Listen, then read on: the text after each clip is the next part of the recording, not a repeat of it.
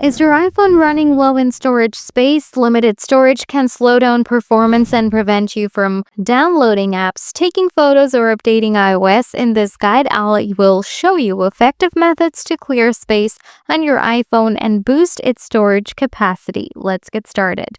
Solution 1. Delete unnecessary photos and videos.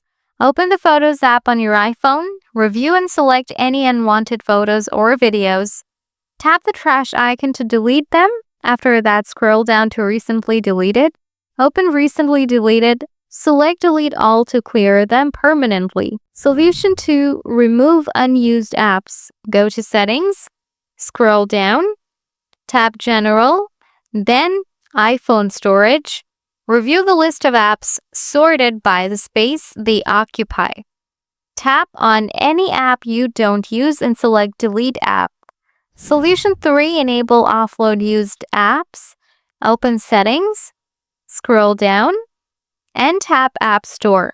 Toggle on Offload unused apps to automatically remove unused apps while keeping their data intact.